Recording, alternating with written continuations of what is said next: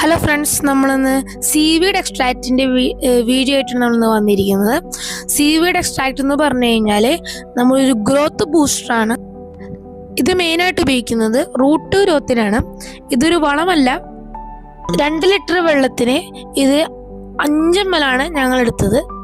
അപ്പോൾ പുതിയതായിട്ട് റീപ്പോർട്ട് ചെയ്ത പ്ലാനിനാണ്. അപ്പോൾ ഞങ്ങൾക്ക് വേറെ വളമൊന്നും അതിലിടാൻ പറ്റാത്തതുകൊണ്ട് പുതിയതായിട്ട് റീപ്പോർട്ട് ചെയ്ത പ്ലാനിലാണ് ഇത് മെയിനായിട്ട് ഒഴിച്ചത്.